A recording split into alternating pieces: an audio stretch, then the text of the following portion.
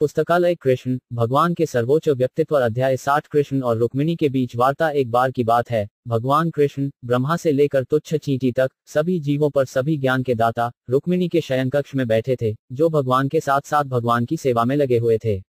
उसके सहायक नौकरानियों कृष्ण रुक्मिणी की चारपाई पर बैठे थे और दासियां उन्हें कमर या पूंछ मक्खी की फुसफुसाहट से हवा दे रही थीं। एक आदर्श पति के रूप में रुक्मिणी के साथ भगवान कृष्ण का व्यवहार भगवान के व्यक्तित्व की सर्वोच्च पूर्णता का एक आदर्श अभिव्यक्ति है।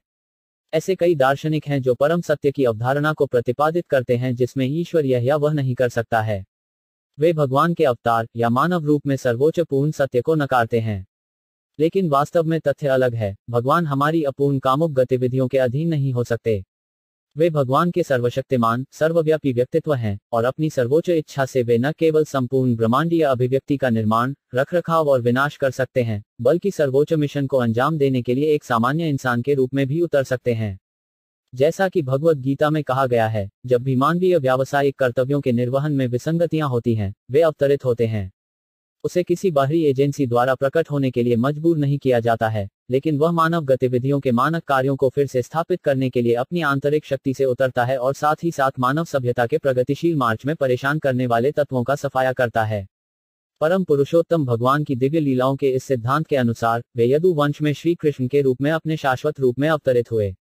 रुक्मिणी का महल शानदार ढंग से सुसज्जित था। छत से लटके हुए मोतियों की मालाओं से लदी फीतों वाली कई छतरियां थीं और पूरा महल बहुमूल्य रत्नों की चमक से जगमगा रहा था।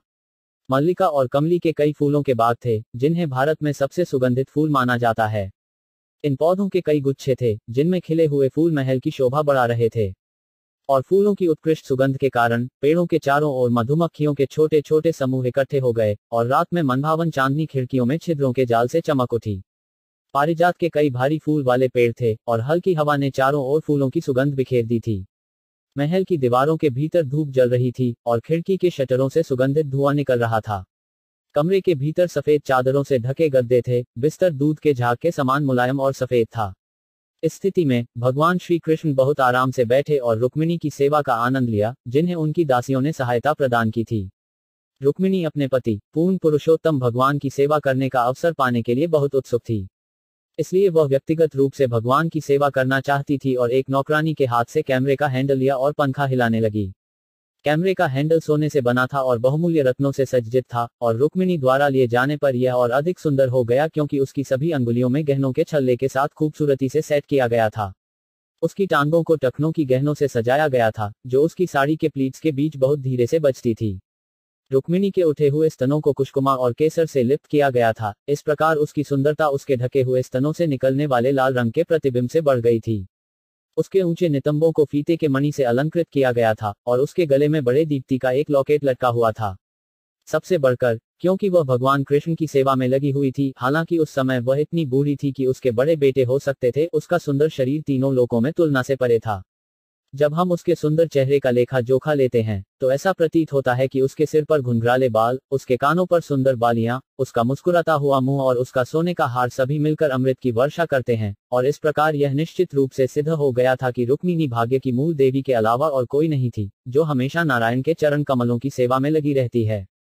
द्वारका में कृष्ण और रुक्मिणी की लीलाओं को महान अधिकारियों द्वारा नारायण और लक्ष्मी की अभिव्यक्ति के रूप में स्वीकार किया जाता है, जो एक उच्च ऐश्वर्य के हैं। वृंदावन में राधा और कृष्ण की लीलाएं सरल और ग्रामीण हैं, जो द्वारका की पॉलिश शहरी विशेषताओं से अलग हैं। रुक्मिणी के लक्षण असामान्य रूप से उज्ज्वल थे और कृष्ण उसके व्यवहार से बहुत संतुष्ट थे।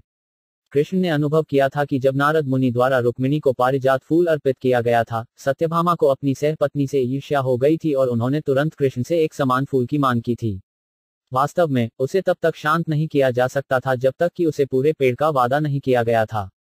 और कृष्ण ने वास्तव में अपना वादा पूरा किया। वे स्वर्ग के राज्य से पेड़ को पृथ्वी ग्रह पर ले आए। इस प्रकरण के बाद कृष्ण को उम्मीद थी कि क्योंकि सत्यभामा को पारिजात के एक पूर्ण वृक्ष से पुरस्कृत किया गया था, रुक्मिणी भी कुछ मांगेगी। रुक्मिणी ने घटना के बारे में कुछ भी उल्लेख नहीं किया, हालांकि वह गंभीर थी और अपनी सेवा में बस संतुष्ट थी। कृष्ण उसे थोड़ा परेशान देखना चाहते थे और इसलिए उन्होंने रुक्मिणी के सुंदर चेहरे को एक चिड़चिड़ी स्थिति में देखने की योजना बनाई। हालांकि कृष्ण की 16,100 से अधिक पत्नियां थीं, वे उनमें से प्रत्येक के साथ पारिवारिक स्नेह के साथ व्यवहार करते थे, वह एक विशेष स्थिति पैदा करेगा। अपने और अपनी पत्नी के बीच, जिसमें पत्नी प्रेम की जलन में उसकी आलोचना करेगी और कृष्ण इसका आनंद लेंगे। इस मामले में, क्योंकि कृष्ण को रुक्मिणी में कोई दोष नहीं मिला, क्योंकि वह बहुत गंभीर थी और हमेशा उनकी सेवा में लगी रहती थी, वे मुस्कुराते हुए, बड़े प्यार से, उनसे सिर्फ उनके प्यार भरे गुस्से को भड़काने के लिए बात करने लगे। रुक्मिणी एक शक्तिशाली राजा भीष्म की पुत्री थी। इस प्रकार कृष्ण ने उन्हें रुक्मिणी के रूप में संबोधित नहीं किया, उसने इस बार उसे राजकुमारी के रूप में संबोधित किया। मेरी प्यारी राजकुमारी, यह बहुत आश्चर्यजनक है। शाही क्रम में कई महान हस्तियां आपसे शादी करना चाहती थीं।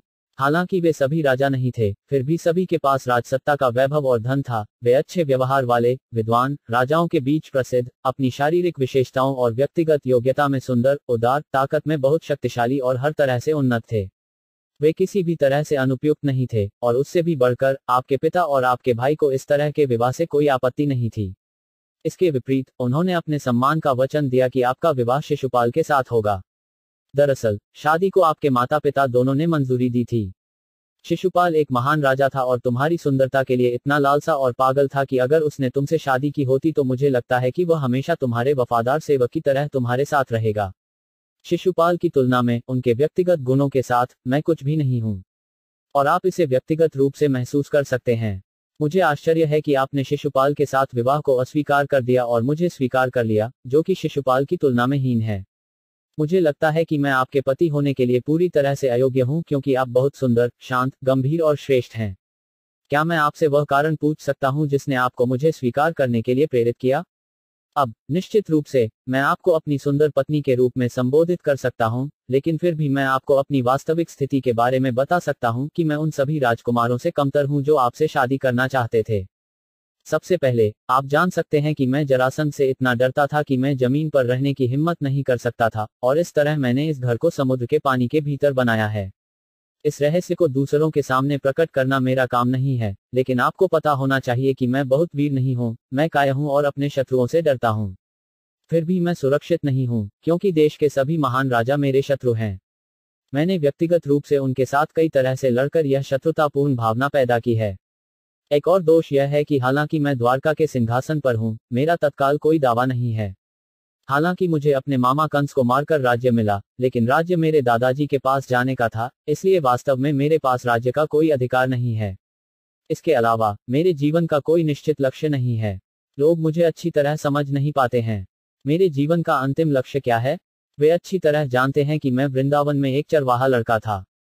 लोगों को उम्मीद थी कि मैं अपने पालक पिता, नंद महाराज के नक्शेकदम पर चलूंगा, और वृंदावन गांव में श्रीमती राधारानी और उनके सभी दोस्तों के प्रति वफादार रहूंगा। लेकिन अचानक मैंने उन्हें छोड़ दिया। मैं एक प्रसिद्ध राजकुमार बनना चाहता था। फिर भी मेरा कोई राज्य नहीं हो सकता था, नहीं मैं राजकुमार के रूप में शासन कर सकता था। लोग मेरे जीवन के अंतिम लक्ष्य के बारे में भ्रमित हैं। वे नहीं जानते कि मैं चरवाहा हूं या राजकुमार, मैं नंद महाराज का पुत्र हूं या वासुदेव का पुत्र हूं।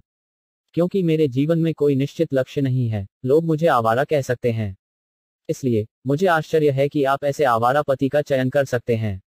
इसके अलावा, मैं सामाजिक शिष्टाचार में भी बहुत अधिक पॉलिश नहीं हूं। एक व्यक्ति को एक पत्नी से संतुष्ट होना चाहिए, लेकिन आप देखते हैं कि मैंने कई बार शादी की है, और मेरी 16,000 से अधिक पत्नियां हैं। मैं एक पॉलिश पति के रूप में उन सभी को खुश नहीं कर सकती। उनके साथ मेरा व्यवहार बहुत अच्छा नहीं है, और मैं जानता हूं कि आप इसके प्रति बहुत सचेत हैं। मैं कभी कभी अपनी पत्नियों के साथ ऐसी स्थिति पैदा कर देता हूं जो बहुत खुश नहीं होती है। चूंकि मुझे बचपन में एक गांव में प्रशिक्षित किया गया था, इसलिए मैं शहरी जीवन के शिष्टाचार से अच्छी तरह परिचित नहीं हूं। मैं अच्छी वाणी और व्यवहार से पत्नी को खुश करने का तरीका नहीं जानता। और व्यवहारिक अनुभव से यह पाया जाता है कि कोई भी महिला जो मेरे मार्ग का अनुसरण करती है या मेरी ओर आकर्षित होती है, अंततः जीवन भर रोने के लिए छोड़ दी जाती है। वृंदावन में कई गोपियां मेरी ओर आकर्षित हुईं, और अब मैंने उन्हें छोड़ दिया है, और वे जीवित हैं, लेकिन मेरे लिए अलग होकर रो रही हैं। मैंने अकरा और उद्धव से सुना है कि जब से मैंने वृंदावन छोड़ा है, मेरे सभी चरवाहे, गोपियां और राधारानी, मेरे पालक पिता, नंद महाराज, मेरे लिए लगातार रो रहे हैं। मैंने अच्छे के लिए वृंदावन छोड़ दिया है और अब द्वारका में रानियों के साथ व्यस्त हूं, लेकिन मेरा आप में से किसी के साथ अच्छा व्यवहार नहीं है। तो तुम बहुत आसानी से समझ सकते हो कि मेरे पास चरित्र की कोई स्थिरता नहीं है, मैं बहुत भरोसेमंद पति नहीं हूं। मेरी ओर आकर्षित होने का शुद्ध परिणाम केवल शोक का जीवन प्राप्त करना है। मेरी प्यारी सुंदर राजकुमारी, आप यह भी जान सकते हैं कि मैं हमेशा दरिद्र हूं। मेरे जन्म के ठीक बाद मुझे नंद महाराज के घर में ले जाया गया और मुझे एक चरवाहे लड़के की तरह पाला गया। हालांकि मेरे पालक पिता के पास सैकड़ों हजारों गायें थीं, लेकिन मैं उनमें से एक का भी मालिक नहीं था। मुझे केवल उनकी देखभाल करने और उनकी देखभाल करने का काम सौंपा गया था, लेकिन मैं उनका मालिक नहीं था। यहाँ भी मैं किसी चीज का मालिक नहीं हूँ, लेकिन हमेशा दरिद्र हूँ। ऐसी दरिद्र स्थिति के लिए शोक करने का कोई कारण नहीं है। मेरे पास अतीत में कुछ भी नहीं था, तो मैं इस बात का शोक क्यों करूं कि वर्तमान में मेरे पास कुछ भी नहीं है। आप यह भी ध्यान दें कि मेरे भक्त बहुत भव्य नहीं हैं, वे सांसारिक वस्तुओं में भी बहुत गरीब हैं। जो लोग बहुत धनी हैं, सांसारिक धन रखने वाले हैं, उन्हें मेरी भक्ति या कृष्ण भावनामृत में कोई दिलचस्पी नहीं है। इसके विपरीत, जब कोई व्यक्ति बल से या परिस्थितियों से दरिद्र हो जाता है, तो उसे उचित अवसर मिलने पर मुझ में दिलचस्पी हो सकती है। जिन व्यक्तियों को अपने धन का अभिमान होता है, भले ही उन्हें मेरे भक्तों की संगति की पेशकश की जाती है, वे मेरी चेतना का लाभ नहीं उठाते हैं। दूसरे शब्दों में, पुरुषों के गरीब वर्ग को मुझ में कुछ दिलचस्पी हो सकती है, लेकिन अमीरों की कोई दिलचस्पी नहीं है। इसलिए मुझे लगता है कि मेरा चयन बहुत बुद्धिमान नहीं था। आप अपने पिता और भाई द्वारा प्रशिक्षित बहुत बुद्धिमान लगते हैं, लेकिन अंततः आपने अपने जीवन के साथी को चुनने में बहुत बड़ी गलती की है। लेकिन कोई नुकसान नहीं है, गलती को अभी भी सुधारा जा सकता है, और देर न करने से बेहतर है। आप एक उपयुक्त पति का चयन करने के लिए स्वतंत्र हैं, जो वास्तव में ऐश्वर्य, पारिवारिक परंपरा, धन, सुंदरता, शिक्षा, सभी मामलों में आपके बराबर है। हो सकता है कि आपने जो भी गलतियां की हों, उन्हें भुला दिया जाए। अब आप अपने जीवन का आकर्षक मार्ग स्वयं बना सकते हैं। आमतौर पर कोई व्यक्ति किसी ऐसे व्यक्ति के साथ वैवाहिक संबंध स्थापित नहीं करता है जो या तो अपने पद से ऊंचा या नीचा हो। विदर्भ के राजा की मेरी प्यारी बेटी, मुझे लगता है कि आपने अपनी शादी से पहले बहुत सावधानी से विचार नहीं किया। इस प्रकार आपने मुझे अपने पति के रूप में चुनकर गलत चयन किया। आपने गलती से मेरे बहुत ऊंचे चरित्र के बारे में सुना, हालांकि वास्तव में मैं एक भिखारी से ज्यादा कुछ नहीं था। मुझे और मेरी वास्तविक स्थिति को देखे बिना, केवल मेरे बारे में सुनकर, आपने मुझे अपने पति के रूप में चुना। यह बहुत सही ढंग से नहीं किया गया था। इसलिए, चूंकि यह पहले से कहीं बेहतर है, मैं आपको सलाह देता हूं कि अब आप महान क्षत्रिय राजकुमारों में से एक का चयन करें और उसे अपने जीवन के साथी के रूप में स्वीकार करें, और आप मुझे अस्वीकार कर सकते हैं। कृष्ण प्रस्ताव कर रहे थे कि रुक्मिणी उन्हें ऐसे समय में तलाक दे जब रुक्मिणी के पहले से ही कई बड़े बच्चे थे।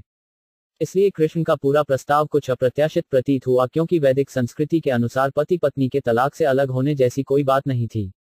न ही रुक्मिणी के लिए अपनी उन्नत उम्र में एक नया पति चुनना संभव था, जब उसके कई विवाहित बेटे थे। रुक्मिणी को कृष्ण का हर प्रस्ताव पागल लग रहा था, और वह हैरान थी कि कृष्ण ऐसी बातें कह सकते हैं। वह जितनी सरल थी, कृष्ण से अलग होने के विचार से उसकी चिंता अधिक से अधिक बढ़ रही थी। कृष्ण ने आगे कहा, आखिरकार आपको अपने अगले जीवन के लिए खुद को तैयार करना होगा। इसलिए मैं आपको सलाह देता हूं कि आप किसी ऐसे व्यक्ति का चयन करें जो इस जीवन और अगले जीवन में आपकी मदद कर सके, क्योंकि मैं मदद करने में पूरी तरह से असमर्थ हूं। मेरी प्यारी सुंदर राजकुमारी, आप जानते हैं कि शिशुपाल, शाल्व, जरासंध, दंतवक्र और यहाँ तक आपके बड़े भाई रुक्मी सहित रियासत के सभी सदस्य मेरे दुश्मन हैं। वे मुझे बिल्कुल पसंद नहीं करते। वे अपने हृदय की गहराइयों से मुझसे घृणा करते हैं। ये सभी हाकिम अपनी सांसारिक संपत्ति से बहुत फूले हुए थे और अपने सामने आने वाले किसी के लिए अंजीर की परवाह नहीं करते थे। उन्हें कुछ सबक सिखाने के लिए, मैं आपकी इच्छा के अनुसार आपका अपहरण करने के लिए तैयार हो गया, नहीं तो मुझे तुमसे कोई प्रेम नहीं, यद्यपि तुम विवाह से पहले भी मुझसे प्रेम करते थे। जैसा कि मैंने पहले ही समझाया है, मुझे पारिवारिक जीवन या पति पत्नी के बीच प्यार में बहुत दिलचस्पी नहीं है। स्वभाव से, मुझे पारिवारिक जीवन, पत्नी, बच्चे, घर और ऐश्वर्य का बहुत शौक नहीं है। जिस प्रकार मेरे भक्त इन सभी सांसारिक वस्तुओं के प्रति सदैव उदासीन रहते हैं, मैं भी वैसा ही हूँ। दरअसल, मुझे आत्म साक्षात्कार में दिलचस्पी है, जो मुझे सुख देता है, न कि यह पारिवारिक जीवन। अपना कथन प्रस्तुत करने के बाद, भगवान कृष्ण अचानक रुक गए। महान अधिकारी शुकदेव गोस्वामी टिप्पणी करते हैं कि कृष्ण ने लगभग हमेशा अपना समय रुक्मिणी के साथ बिताया, और रुक्मिणी को इतना भाग्यशाली होने पर थोड़ा गर्व था कि कृष्ण ने उसे एक पल के लिए भी नहीं छोड़ा। कृष्ण, हालांकि, अपने किसी भी भक्त पर गर्व करना पसंद नहीं करते हैं। जैसे ही कोई भक्त ऐसा हो जाता है, वह किसी युक्ति से उस अभिमान को काट देता है। इस मामले में भी, कृष्ण ने बहुत सी बातें कही जो रुक्मिणी के लिए सुनना कठिन था। वह केवल यह निष्कर्ष निकाल सकती थी कि यद्यपि उसे अपनी स्थिति पर गर्व था, कृष्ण को किसी भी समय उससे अलग किया जा सकता था। रुक्मिणी को पता था कि उसका पति कोई साधारण इंसान नहीं है। वह तीनों लोकों के स्वामी, भगवान के सर्वोच्च व्यक्तित्व थे। वैसे वे बोल रहे थे, वह भगवान से अलग होने से डरती थी, क्योंकि उसने कृष्ण से इस तरह के कठोर शब्द पहले कभी नहीं सुने थे। इस प्रकार वह अलगाव के भय से व्याकुल हो उठी और उसका हृदय धड़कने लगा। एक शब्द का जवाब दिए बिना कृष्ण के कथन के बारे में वह बड़ी चिंता में रोई, मानो दुहक के सागर में डूब रही हो। उसने चुपचाप अपने पैर के नाखूनों से फर्श को खरोंच दिया, जिससे फर्श पर लाल रंग की रोशनी दिखाई दे रही थी। उसकी आंखों के आंसू उसकी पलकों से काले कॉस्मेटिक मरहम के साथ मिश्रित हो गए और उसके स्तनों से कुकुमा और केसर को धोते हुए नीचे गिर गए। बड़ी चिंता के कारण दम घुटने से, एक शब्द भी बोलने में असमर्थ, उसने अपना सिर नीचे रखा और एक छड़ी की तरह खड़ी रही। अत्यंत दर्दनाक भय और विलाप के कारण उसने अपनी सारी तर्कशक्ति खो दी और कमजोर हो गई। उसके शरीर का वजन इतना कम हो गया कि उसकी कलाई पर चूड़ियां ढीली हो गईं। जिस कैमरे से वह कृष्ण की सेवा कर रही थी, वह तुरंत उसके हाथ से गिर गया। उसका मस्तिष्क और स्मृति भ्रमित हो गई और वह होश खो बैठी। उसके सिर पर अच्छी तरह से कंघी किए हुए बाल इधर उधर बिखरे हुए थे और वह सीधे नीचे गिर गई, जैसे केले के पेड़ को बवंडर ने काट दिया। भगवान कृष्ण ने तुरंत महसूस किया कि रुक्मिणी ने उनके शब्दों को मजाक में नहीं लिया था। उसने उन्हें बहुत गंभीरता से लिया था और उससे तत्काल अलग होने की अत्यधिक चिंता में वह इस स्थिति में गिर गई थी। भगवान श्री कृष्ण स्वाभाविक रूप से अपने भक्तों के प्रति बहुत स्नेही हैं, और जब उन्होंने रुक्मी की स्थिति देखी तो उनका हृदय तुरंत नर्म हो गया। वह तुरंत उस पर दया करने लगा। रुक्मिणी और कृष्ण के बीच संबंध लक्ष्मी और नारायण के बीच जैसा था, इसलिए कृष्ण अपने चतुर्भुज नारायण के रूप में रुक्मिणी के सामने प्रकट हुए। वह चारपाई से नीचे उतरा, उसे अपने हाथों से उठा लिया और अपने ठंडे हाथों को उसके चेहरे पर रखकर उसके सिर पर बिखरे बालों को चिकना किया। भगवान कृष्ण ने रुक्मिणी के गीले स्तनों को अपने हाथ से सुखाया। रुक्मिणी के प्रेम की गंभीरता को समझते हुए उन्होंने उसे अपने सीने से लगा लिया। सर्वोच्च व्यक्तित्व किसी की समझ के लिए किसी चीज को युक्तिसंगत रूप से रखने में माहिर है, और इस प्रकार उसने वह सब वापस लेने का प्रयास किया जो उसने पहले कहा था। वह सभी भक्तों के लिए एकमात्र सहारा है, और इसलिए वह अच्छी तरह से जानता है कि अपने शुद्ध भक्तों को कैसे संतुष्ट किया जाए। कृष्ण समझ गए कि रुक्मिणी उनके द्वारा मजाक में दिए गए बयानों का पालन नहीं कर सकते। उसके भ्रम का प्रतिकार करने के लिए उन्होंने इस प्रकार बात की। राजा विदर्भ की मेरी प्यारी बेटी, मेरी प्यारी रुक्मिणी, कृपया मुझे गलत ना समझें। मेरे प्रति इस प्रकार निर्दयी मत बनो।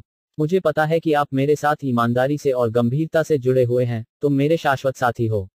जिन शब्दों ने आपको इतना प्रभावित किया है वे तथ्यात्मक नहीं हैं। मैं आपको थोड़ा परेशान करना चाहता था, और मैं उम्मीद कर रहा था कि आप उन मजाक करने वाले शब्दों का जवाब देंगे। दुर्भाग्य से आपने उन्हें गंभीरता से लिया है, मुझे इसका बहुत खेद है। मुझे आशा थी कि जब तुम मेरा वचन सुनोगे तो तुम्हारे लाल होंठ क्रोध से कांप उठेंगे और तुम मुझे बहुत शब्दों से ताड़ना दोगे। हे प्रेम की पूर्णता, मैंने कभी उम्मीद नहीं की थी कि तुम्हारी हालत ऐसी होगी।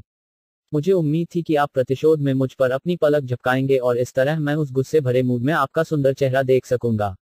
मेरी प्यारी सुंदर पत्नी, आप जानते हैं कि क्योंकि हम गृहस्थ हैं, हम हमेशा कई घरेलू मामलों में व्यस्त रहते हैं और एक ऐसे समय की प्रतीक्षा करते हैं जब हम अपने बीच कुछ मजाक करने वाले शब्दों का आनंद ले सकें। वो है हमारा गृहस्थ जीवन में परम लाभ। दरअसल गृहस्थ दिन रात बहुत मेहनत करते हैं, लेकिन पति पत्नी एक साथ मिलते ही दिन भर की सारी थकान कम हो जाती है और कई तरह से जीवन का आनंद लेते हैं। भगवान कृष्ण खुद को एक साधारण गृहस्थ के रूप में प्रदर्शित करना चाहते थे, जो अपनी पत्नी के साथ मजाक शब्दों का आदान प्रदान करके खुद को प्रसन्न करता है। इसलिए उन्होंने बार बार रुक्मी से अनुरोध किया कि वे उन शब्दों को बहुत गंभीरता से न लें। इस तरह जब भगवान कृष्ण ने अपने मीठे शब्दों से रुक्मिणी को शांत किया, तो वह समझ सकती थी कि जो उन्होंने पहले कहा था वह वास्तव में गंभीरता से नहीं था, बल्कि आपस में कुछ मजाक करने के लिए कहा गया था। इसलिए वह कृष्ण के शब्दों को सुनकर शांत हुई। धीरे धीरे वह उससे अलग होने के सभी भय से मुक्त हो गई और वह अपने स्वाभाविक रूप से मुस्कुराते हुए चेहरे के साथ उसके चेहरे को बहुत खुशी से देखने लगी। उसने कहा, मेरे प्रिय कमल की आंखों वाले भगवान, आपका यह कथन कि हम एक फिट संयोजन नहीं है, पूरी तरह से सही है। मेरे लिए आपके साथ एक समान स्तर पर आना संभव नहीं है, क्योंकि आप सभी गुणों के भंडार हैं, भगवान के असीमित सर्वोच्च व्यक्तित्व हैं। मैं आपके लिए एक फिट मैच कैसे हो सकता हूँ? आपके साथ तुलना की कोई संभावना नहीं है, जो सभी महानता के स्वामी हैं, 3 गुणों के नियंत्रक हैं और ब्रह्मा और भगवान शिव जैसे महान देवताओं के लिए पूजा की वस्तु हैं। जहां तक संबंध है, मैं भौतिक प्रकृति के 3 गुणों का उत्पाद हूं, जो प्रगतिशील को बाधित करते हैं। भक्ति सेवा की उन्नति। मैं कब और कहां आपके लिए फिट हो सकता हूं? मेरे प्यारे पति, आपने सही कहा है कि आपने समुद्र के पानी में शरण ली है जैसे कि आप राजाओं से डरते थे। लेकिन इस भौतिक दुनिया के राजा कौन हैं? मुझे नहीं लगता कि तथाकथित शाही परिवार भौतिक दुनिया के राजा हैं। भौतिक संसार के राजा भौतिक प्रकृति के 3 गुण हैं, जो वास्तव में इसके नियंत्रक हैं। आप सभी के हृदय के केंद्र में स्थित हैं, जहां आप प्रकृति के 3 गुणों के स्पर्श से पूरी तरह अलग रहते हैं, और इसमें कोई संदेह नहीं है। आप कहते हैं कि आप हमेशा सांसारिक राजाओं से शत्रुता रखते हैं। लेकिन सांसारिक राजा कौन है? मुझे लगता है कि सांसारिक राजा इंद्रियां हैं। वे सबसे दुर्जेय हैं और वे सभी को नियंत्रित करते हैं। निश्चय ही आप इन भौतिक इंद्रियों से शत्रुता रखते हैं। तुम कभी भी इंद्रियों के वश में नहीं होते, बल्कि आप इंद्रियों के नियंत्रक हैं। होकेश। मेरे प्यारे भगवान, आपने कहा है कि आप सभी शाही शक्ति से रहित हैं, और यह भी सही है। आप न केवल भौतिक दुनिया पर सर्वोच्चता से वंचित हैं, बल्कि आपके सेवक, जिन्हें आपके चरण कमलों से कुछ लगाव है, वे भी भौतिक दुनिया पर वर्चस्व छोड़ देते हैं, क्योंकि वे भौतिक स्थिति को सबसे अंधेरा क्षेत्र मानते हैं, जो जांच करता है आध्यात्मिक ज्ञान की प्रगति। आपके सेवकों को भौतिक वर्चस्व पसंद नहीं है, तो आपकी क्या बात करें? मेरे प्रिय प्रभु, आपका यह कथन कि आप जीवन में एक विशेष उद्देश्य के साथ एक साधारण व्यक्ति के रूप में कार्य नहीं करते हैं, भी पूरी तरह से सही है।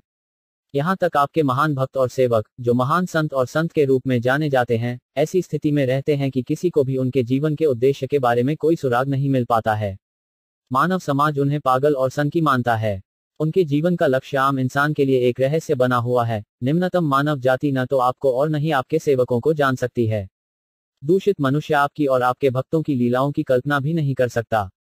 हे असीमित, जब आपके भक्तों की गतिविधियां और प्रयास आम मनुष्यों के लिए एक रहस्य बने रहते हैं, तो वे आपके उद्देश्यों और प्रयासों को कैसे समझ सकते हैं? सभी प्रकार की शक्तियां और ऐश्वर्य आपकी सेवा में लगे हुए हैं, लेकिन फिर भी वे आपकी शरण में हैं। आपने खुद को दरिद्र बताया है, लेकिन यह स्थिति गरीबी नहीं है। चूंकि अस्तित्व में कुछ भी नहीं है, लेकिन आपको कुछ भी रखने की आवश्यकता नहीं है, आप स्वयं ही सब कुछ हैं। दूसरों के विपरीत, आपको बाहरी रूप से कुछ भी खरीदने की आवश्यकता नहीं है। आपके साथ सभी विपरीत चीजें समायोजित की जा सकती हैं, क्योंकि आप निरपेक्ष हैं। आपके पास कुछ भी नहीं है, लेकिन आपसे ज्यादा अमीर कोई नहीं है। भौतिक जगत में कोई भी बिना आधिपत्य के धनी नहीं हो सकता। चूंकि आपका आधिपत्य पूर्ण है, आप कुछ भी नहीं रखने के विरोधाभास को समायोजित कर सकते हैं, लेकिन साथ ही साथ सबसे अमीर भी हो सकते हैं। वेदों में कहा गया है कि यद्यपि आपके पास कोई भौतिक हाथ और पैर नहीं है, फिर भी आप भक्तों द्वारा दी गई हर चीज को स्वीकार करते हैं। आपके पास कोई भौतिक आंख और कान नहीं है, लेकिन फिर भी आप हर जगह सब कुछ देख और सुन सकते हैं। यद्यपि आपके पास कुछ भी नहीं है, महान देवता जो दूसरों से प्रार्थना और पूजा स्वीकार करते हैं, वे आते हैं और आपकी दया के लिए आपकी पूजा करते हैं।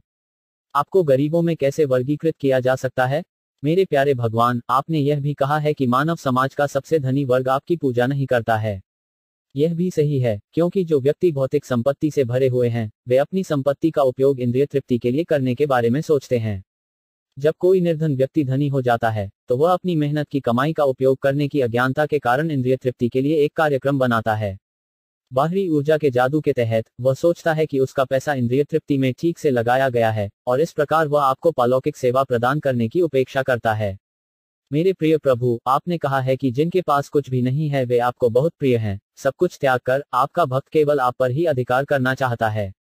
इसलिए मैं देखता हूं कि नारद मुनि जैसे महान ऋषि, जिनके पास कोई भौतिक संपत्ति नहीं है, वे अभी भी आपको बहुत प्रिय हैं। और ऐसे लोगों को तेरे आधिपत्य के सिवा किसी और चीज की परवाह नहीं है। मेरे प्यारे भगवान, आपने कहा है कि सामाजिक प्रतिष्ठा, सौंदर्य, धन, शक्ति, प्रभाव और त्याग में समान व्यक्तियों के बीच विवाह एक उपयुक्त मेल हो सकता है। लेकिन जीवन की यह स्थिति आपकी कृपा से ही संभव हो सकती है। आप सभी ऐश्वर्यों के सर्वोच्च सिद्ध स्रोत हैं। किसी के पास जो भी ऐश्वर्यपूर्ण पद हो सकता है, वह सब आपसे प्राप्त होता है। जैसा कि वेदांत सूत्र में वर्णित है, जन्मादि अस्य यत्, आप सर्वोच्च स्रोत हैं जिससे सब कुछ निकलता है, सभी सुखों का भंडार है। इसलिए ज्ञान से संपन्न व्यक्ति केवल आपको प्राप्त करने की इच्छा रखते हैं, और कुछ नहीं। आपकी कृपा प्राप्त करने के लिए वे सब कुछ त्याग देते हैं, यहाँ तक कि ब्रह्म की दिव्य अनुभूति भी। आप जीवन के सर्वोच्च अंतिम लक्ष्य हैं। आप जीवों के सभी हितों के भंडार हैं। जो वास्तव में अच्छी तरह से प्रेरित होते हैं वे केवल आपकी इच्छा रखते हैं, और इस कारण वे सफलता प्राप्त करने के लिए अपना सब कुछ छोड़ देते हैं। इसलिए वे आपके साथ जुड़ने के योग्य हैं।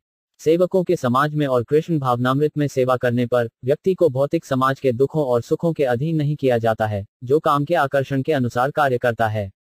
इसलिए हर कोई, चाहे वह पुरुष हो या महिला, को आपके सेवकों के समाज में सहयोगी बनना चाहिए और सेवा करनी चाहिए।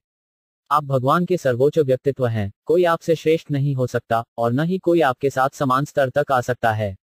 संपूर्ण सामाजिक व्यवस्था वह है जिसमें आप सर्वोच्च के रूप में सेवा करते हुए केंद्र में रहते हैं, और अन्य सभी आपके सेवकों के रूप में संलग्न होते हैं। ऐसे पूर्ण रूप से निर्मित समाज में हर कोई सदा सुखी और आनंदित रह सकता है। मेरे भगवान, आपने कहा है कि केवल भिखारी ही आपकी महिमा की प्रशंसा करते हैं, और यह भी बिल्कुल सही है। लेकिन वे भिखारी कौन हैं? वे सभी भिखारी उच्च भक्त, मुक्त व्यक्तित्व और जीवन के त्यागी क्रम में हैं। वे सभी महान आत्माएं और भक्त हैं जिनके पास आपकी महिमा करने के अलावा और कोई काम नहीं है। ऐसी महान आत्माएं बड़े से बड़े अपराधी को भी क्षमा कर देती हैं। ये तथाकथित भिखारी भौतिक दुनिया में सभी क्लेशों को सहन करते हुए जीवन में अपनी आध्यात्मिक उन्नति करते हैं। मेरे प्यारे पति, यह मत सोचो कि मैंने अपनी अनुभवहीनता के कारण तुम्हें अपने पति के रूप में स्वीकार किया है। वास्तव में मैंने इन सभी महान आत्माओं का अनुसरण किया। मैंने इन महान भिखारियों के मार्ग का अनुसरण किया और अपने चरण कमलों को अपना जीवन समर्पित करने का फैसला किया। आपने कहा है कि आप दरिद्र हैं, और यह सही है, क्योंकि आप अपने आप को इन महान आत्माओं और भक्तों को पूरी तरह से वितरित करते हैं। इस तथ्य को भली भांति जानकर मैंने ब्रह्मा और राजा इंद्र जैसी महान हस्तियों को भी अस्वीकार कर दिया। मेरे भगवान, महान समय कारक केवल आपके निर्देशन में कार्य करता है। समय कारक इतना महान और शक्तिशाली है कि क्षण भर में यह सृष्टि के भीतर कहीं भी तबाही मचा सकता है। इन सब बातों को ध्यान में रखते हुए मैंने सोचा कि जरासंध, शिशुपाल और ऐसे ही अन्य राजकुमार जो मुझसे विवाह करना चाहते थे, सामान्य कीड़ों से अधिक महत्वपूर्ण नहीं थे। मेरे प्रिय वासुदेव के पुत्र, आपका यह कथन कि आपने सभी महान राजकुमारों के डर से समुद्र के पानी में आश्रय लिया है, बिल्कुल अनुपयुक्त है, क्योंकि आपके साथ मेरा अनुभव इसका खंडन करता है। मैंने वास्तव में देखा है कि आपने इन सभी राजकुमारों की उपस्थिति में मेरा जबरन अपहरण कर लिया। मेरे विवाह समारोह के समय अपने धनुष की डोरी को एक झटका देकर आपने बहुत आसानी से दूसरों को दूर भगा दिया और मुझे अपने चरण कमलों में आश्रय दिया।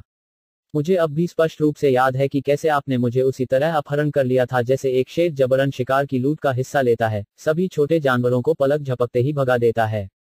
मेरे प्रिय कमल नेत्रों वाले भगवान, मैं आपके इस कथन को नहीं समझ सकता कि आपके चरण कमलों में आश्रय लेने वाली महिलाएं और अन्य व्यक्ति केवल शोक में ही अपने दिन गुजारते हैं।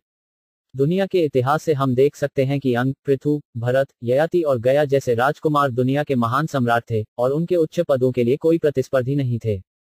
लेकिन आपके चरण कमलों की कृपा प्राप्त करने के लिए उन्होंने अपने उच्च पदों को त्याग दिया और तपस्या करने के लिए वन में प्रवेश किया।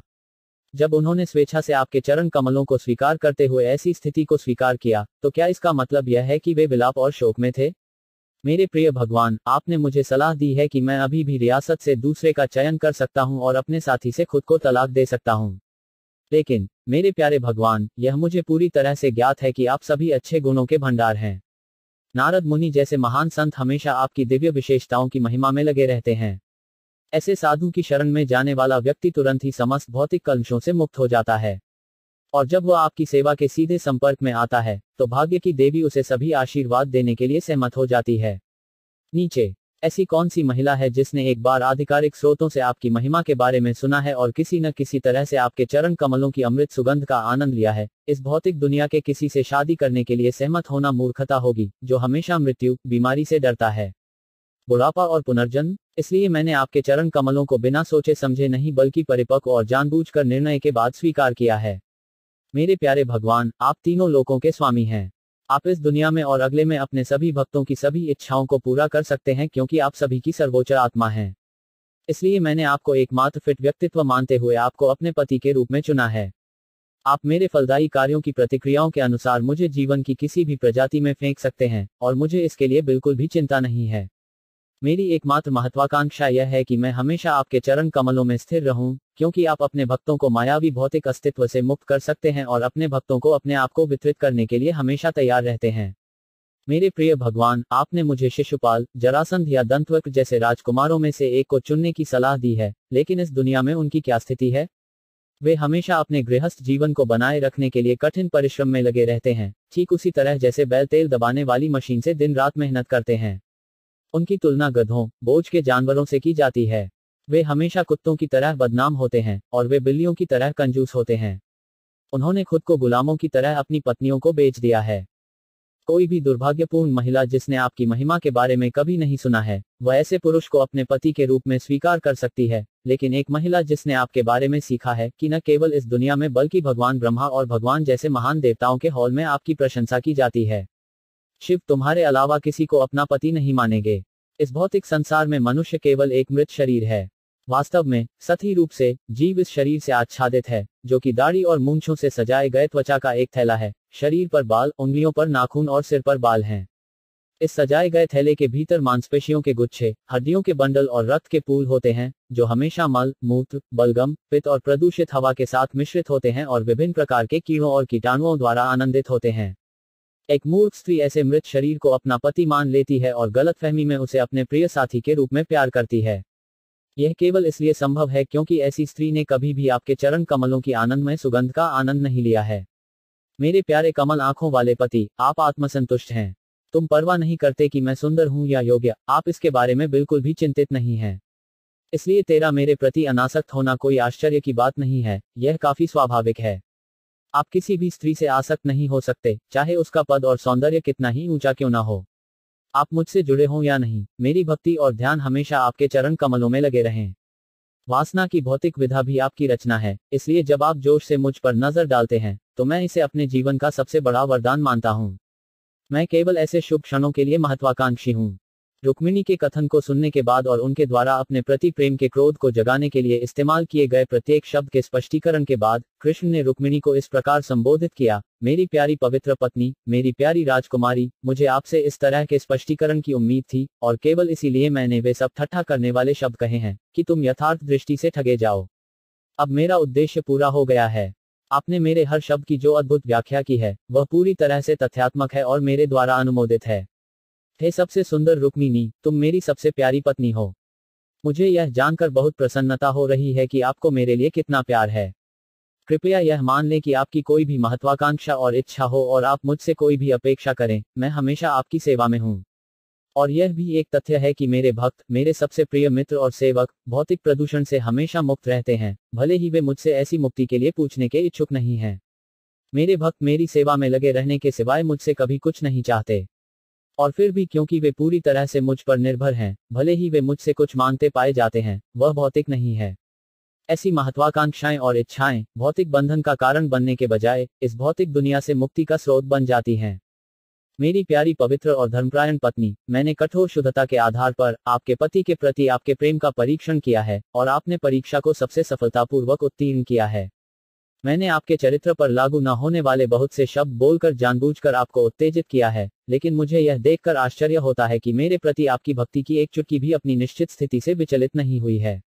मेरी प्रिय पत्नी, मैं इस भौतिक संसार से मुक्ति के स्तर तक सभी भोगों का दाता हूँ, और केवल मैं ही भौतिक अस्तित्व की निरंतरता को रोक सकता हूँ और एक को घर वापस बुला सकता हूँ, भगवान को वापस बुला सकता हूँ। जिसकी मेरे लिए भक्ति मिलावटी है, वह किसी भौतिक लाभ के लिए मेरी पूजा करता है, केवल अपने आप को भौतिक सुख की दुनिया में रखने के लिए, यौन जीवन के आनंद में परिणत होने के लिए। जो व्यक्ति केवल इस भौतिक सुख को प्राप्त करने के लिए घोर तपस्या करता है, वह निश्चित रूप से मेरी बाहरी ऊर्जा के भ्रम में है। जो व्यक्ति केवल भौतिक लाभ और इंद्रिय तृप्ति के उद्देश्य से मेरी भक्ति सेवा में लगे हुए हैं, वे निश्चित रूप से बहुत मूर्ख हैं, क्योंकि यौन जीवन पर आधारित भौतिक सुख जीवन की सबसे घृणित प्रजातियों, जैसे सुअर और कुत्तों में उपलब्ध है। किसी को भी ऐसी खुशी के लिए मेरे पास जाने की कोशिश नहीं करनी चाहिए, जो जीवन की नारकीय स्थिति में होने पर भी उपलब्ध हो। इसलिए उन लोगों के लिए बेहतर है जो केवल भौतिक सुख के पीछे हैं और मेरे पीछे नहीं हैं, उस नारकीय स्थिति में रहना बेहतर है। भौतिक संदूषण इतना प्रबल है कि हर कोई भौतिक सुख के लिए दिन रात बहुत मेहनत कर रहा है।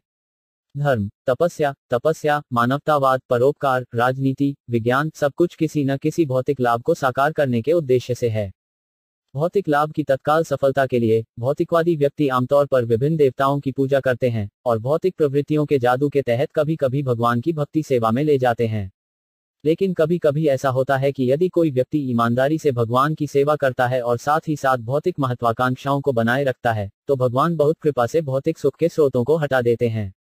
भौतिक सुख का कोई सहारा न मिलने पर भक्त स्वयं को पूरी तरह से शुद्ध भक्ति सेवा में संलग्न करता है। भगवान कृष्ण ने जारी रखा, मेरी सबसे अच्छी रानियों, मैं स्पष्ट रूप से समझता हूं कि आपकी कोई भौतिक महत्वाकांक्षा नहीं है, तुम्हारा एकमात्र उद्देश्य मेरी सेवा करना है, और तुम लंबे समय से शुद्ध सेवा में लगे हुए हो। अनुकरणीय अनन्य भक्ति न केवल भक्त को इस भौतिक संसार से मुक्ति दिला सकती है, बल्कि यह उसे आध्यात्मिक दुनिया में भी मेरी सेवा में लगे रहने के लिए प्रोत्साहित करती है। भौतिक सुख के अत्यधिक आदी व्यक्ति ऐसी सेवा नहीं कर सकते। जिन महिलाओं का हृदय दूषित और भौतिक इच्छाओं से भरा होता है, वे बाह्य रूप से महान भक्त होने का दिखावा करते हुए इंद्रिय तृप्ति के विभिन्न साधन खोजती हैं। मेरी प्रिय सम्मानित पत्नी, हालांकि मेरी हजारों पत्नियां हैं, लेकिन मुझे नहीं लगता कि उनमें से कोई भी आपसे अधिक मुझसे प्यार कर सकता है। आपकी असाधारण स्थिति का व्यवहारिक प्रमाण यह है कि यद्यपि आपने हमारी शादी से पहले मुझे कभी नहीं देखा था और आपने मेरे बारे में किसी तीसरे व्यक्ति से सुना था, फिर भी मुझ पर आपका विश्वास इतना दृढ़ था कि कई योग्य अमीरों की उपस्थिति में भी और राजपरिवार के सुंदर पुरुषों, तुमने उनमें से किसी को भी अपने पति के रूप में नहीं चुना, लेकिन मुझे रखने पर जोर दिया। आपने उपस्थित सभी राजकुमारों की उपेक्षा की और बहुत विनम्रता से आपने मुझे एक गोपनीय पत्र भेजा जिसमें मुझे आपका अपहरण करने के लिए आमंत्रित किया गया। जब मैं तुम्हारा अपहरण कर रहा था, तुम्हारे बड़े भाई रुक्मी ने हिंसक रूप से विरोध किया और मेरे साथ युद्ध किया। लड़ाई के परिणामस्वरूप मैंने उसे निर्दयता से हराया और उसके शरीर को विकृत कर दिया। अनिरुद्ध के विवाह के समय, जब हम सभी शतरंज खेल रहे थे, एक विवादास्पद मौखिक बात पर आपके भाई रुक्मी के साथ एक और लड़ाई हुई और मेरे बड़े भाई बलराम ने आखिरकार उसे मार डाला। मुझे यह देखकर आश्चर्य हुआ कि आपने इस घटना के विरोध में एक शब्द भी नहीं बोला। आपकी बड़ी चिंता के कारण कि आप मुझसे अलग हो सकते हैं, आपने एक शब्द भी बोले बिना सभी परिणाम भुगते। इस महान चुप्पी के परिणामस्वरूप, मेरी प्यारी पत्नी, आपने मुझे हमेशा के लिए खरीदा है, मैं सदा तुम्हारे वश में आ गया हूँ। आपने अपने दूत को मुझे अपहरण करने के लिए आमंत्रित किया, और जब आपने पाया कि मेरे मौके पर पहुंचने में थोड़ी देर हो रही थी, तो आपने पूरी दुनिया को खाली देखा। उस समय आपने यह निष्कर्ष निकाला कि आपका सुंदर शरीर किसी और के स्पर्श के योग्य नहीं है, इसलिए यह सोचकर कि मैं नहीं आ रहा हूं, आपने आत्महत्या करने का फैसला किया और तुरंत उस शरीर को समाप्त कर दिया। मेरे प्रिय रुक्मिणी, मेरे प्रति ऐसा महान और श्रेष्ठ प्रेम मेरी आत्मा में हमेशा बना रहेगा। जहां तक संबंध है, मेरे प्रति आपकी अनन्य भक्ति के लिए आपको चुकाना मेरी शक्ति में नहीं है। भगवान कृष्ण, निश्चित रूप से किसी का पति या पुत्र या पिता होने का कोई व्यवसाय नहीं है, क्योंकि सब कुछ उसी का है और हर कोई उसके नियंत्रण में है। उसे अपनी संतुष्टि के लिए किसी की सहायता की आवश्यकता नहीं है। वह आत्माराम है, आत्मसंतुष्ट, वह बिना किसी की सहायता के स्वयं सभी सुख प्राप्त कर सकता है। लेकिन जब भगवान मनुष्य की भूमिका निभाने के लिए अवतरित होते हैं, तो वे पूर्णता में पति, पुत्र, मित्र या शत्रु की भूमिका निभाते हैं। जैसे जब वे रानियों, विशेष रूप से रुक्मिणी के पूर्ण पति के रूप में खेल रहे थे, उन्होंने पूर्णता में दाम्पत्य प्रेम का आनंद लिया। वैदिक संस्कृति के अनुसार, हालांकि बहुविवाह की अनुमति है, लेकिन किसी की भी पत्नी के साथ बुरा व्यवहार नहीं किया जाना चाहिए। दूसरे शब्दों में, एक व्यक्ति कई पत्नियां तभी ले सकता है जब वह एक आदर्श गृहस्थ के रूप में उन सभी को समान रूप से संतुष्ट करने में सक्षम हो, अन्यथा इसकी अनुमति नहीं है।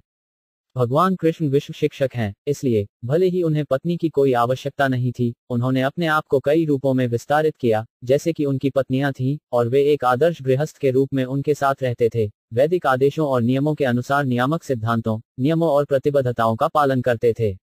सामाजिक कानून और समाज के रीति रिवाज। अपनी 16,108 पत्नियों में से प्रत्येक के लिए उन्होंने एक साथ विभिन्न महलों, विभिन्न प्रतिष्ठानों और विभिन्न वातावरणों को बनाए रखा। इस प्रकार भगवान ने एक होते हुए भी स्वयं को 16,108 आदर्श गृहस्थों के रूप में प्रदर्शित किया। इस प्रकार कृष्ण के 60वें अध्याय का भक्ति वेदांत तात्पर्य समाप्त होता है। कृष्ण और रुक्मिणी के बीच वार्ता।